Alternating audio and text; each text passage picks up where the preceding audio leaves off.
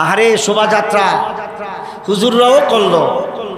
Even কি মসজিদ পর্যন্ত এই বছরে পহেলা বৈশাখের নামে বেহাপনা দেখতে নিরাপদ ছিল না।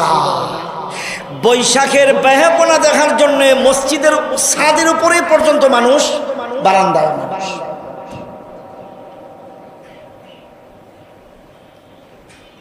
কথা বুঝতে পেরেছেন? আন্দোলন করেন যে কোনো বিষয় নিয়ে।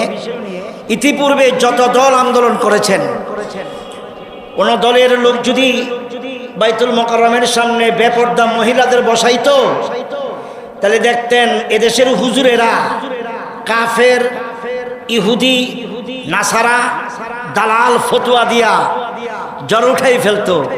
এবছর আপনারা দেখেছেন বিরোধী দলীয় লোকেরা আন্দোলন করছে, ভালো কথা। বাইতুল মোকাররমের সিঁড়ির মধ্যে বেপর্দা মহিলাদেরকে বসাইছে, মিছিলের আগেও দিয়েছে। এইবার জায়েজ, এবার আর কোনো ফতোয়া নাই। ইলেকশনের আগে ভোটের জন্য হিন্দুদের পূজা মণ্ডপে পূজা করছে, কুলুকুলুও করছে। কৃষ্ণের না দেখায় আল্লাহ দুনিয়া থেকে বিদায় করো না, এই দোয়াও রব্বে করিমের দরবারে কইছে। রোজার পূজা এক জিনিস, এই ফতোয়া দিয়েছেন। আল্লাহ যেই ভগবান সেই, এটাও দিয়েছেন। এটার সময় জায়েজ আছিল। আর ওই যে একটা কুষ্টিয়াতে একটা লোক মানল, ধরলাম সে ভণ্ড, বেঈমান, কাফের। আমি এর আগে একটা কথা বলি, কোন জিনিস অতিরিক্ত ভালো না, ঠিক কিনা জোরে বলুন। তুমি শামীম আজকে তোমাকে মত সৃষ্টি করে যে হত্যাটা করলো, এটার জন্য তুমিই দায়ী। তুমি মুসলিম, তোমার উচিত আমার প্রিয় নবী সরকারে কায়নাতের শরিয়া মেনে পীর মুরিদি করা। এর বাহিরে কোনো মুরিদ নাই, পীর নাই, ভেদ নাই, সেদ নাই, ঠিক কিনা জোরে বলেন? কিচ্ছু নাই। আচ্ছা তুমি করেছো, একটা লোক করেছেন, খ্রিস্টানি চিহ্ন তার কাছে আছে, আবার কৃষ্ণ সাজেও তিনি সাজে, আবার লালনের নীতিও সে পালন করে, আবার সে ওয়াজও করে,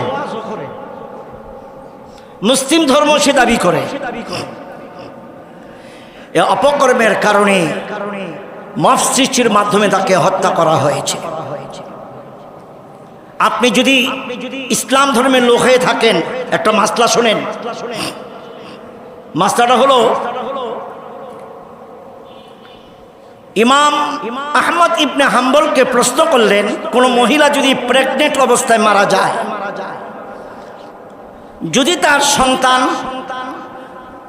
প্রসব সম্ভাব্য 5 মাস 10 দিনের পরে 7 মাস হয়ে গেছে, এই সন্তান পেটে নিয়ে যদি মহিলা মারা যায়, সেক্ষেত্রে কবর দেওয়া হবে কি বাচ্চা সহকারে নাকি বাচ্চা সহকারে না?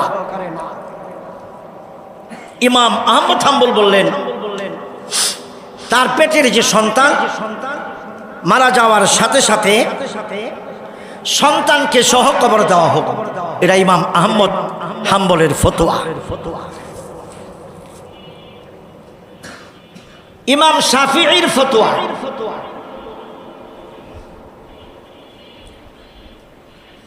ইমাম শাফিঈ বলেছেন, গর্ভে যদি সন্তান থাকে, মহিলা মারা গেলে সন্তান সহ কবর দাও। বাট ইমামে আজমের কি ফতোয়া? ইমামে আজমের ফতোয়া হলো, না, বাচ্চা সহ কবর দেওয়া যাবে না।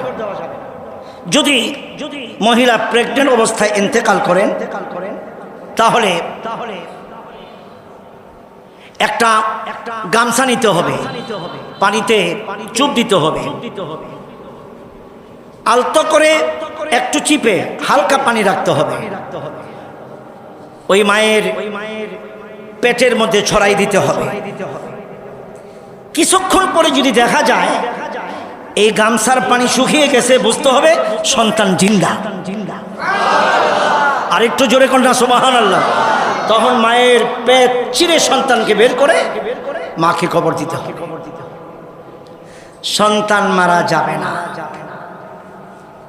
এটার সবচেয়ে বড় চাক্ষুষ প্রমাণ ইমাম জাফর তাহাবি। এই মাস্টাররা যখন ইমামে আজমের ফতোয়াটা যখন তার ক্লাসে উস্তাদ পড়াইতেছিল, তিনি ছাত্র ছিলেন, তিনি ছিলেন ইমামে আজমের ফতোয়ার উপরে পিএইচডি ব্যারিস্টারি করেছেন তিনি, ইমাম জাফর তাহাবি। তিনি বললেন, আমিও তো আমার মায়ের ইন্তেকাল হয়েছেন, ইন্তেকাল হওয়ার পরে আমি মায়ের গর্ভে ছিলাম।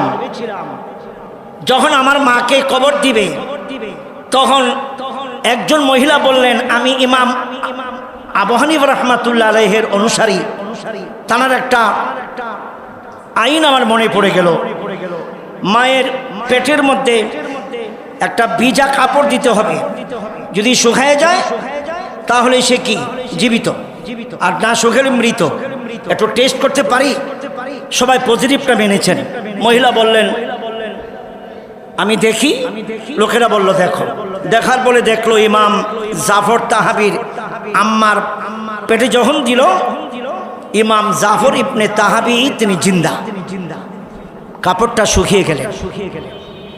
তার মায়ের গর্ভ থেকে তার সন্তানকে বের করে তার মাকে কবর দিয়েছেন। তিনি বলেছেন যে আমি সেই মৃত মায়ের ঘরের সন্তান। আরো জোরে কন্যা সুবহানাল্লাহ। ইমামে আজম বলেছেন, ইসলাম শান্তির ধর্ম। আল্লাযী খালাকাল মাউতা ওয়াল হায়াহ, মৃত্যুর মালিক আল্লাহ, হায়াতের মালিক আল্লাহ। আমি মাঝে মধ্যে বলি যে আমি মৌলভী সাহেবের দোষ যদি আপনারা জানতেন, মসজিদের বারান্দায় আসতে দিতেন না। আপনাদের দোষগুলো যদি আমি জানতাম, আমি আপনাদেরকে নামাজের ইমামতি করতাম না। মা বাবার দোষ কেউ কেউটা জানে না, স্বামী স্ত্রী দোষ কেউ কারোটা জানে না, কিছু কিছু জানে, কিন্তু এমন কিছু দোষ আছে কেউ জানে না। ছেলের দোষ বাবা জানে না, বাবার দোষ ছেলে জানে না। আল্লাহ পাক যদি মানুষের দোষগুলি গোপন রেখে একটা শিথিল প্রেমময় পৃথিবী উপহার দিতে পারে, আপনি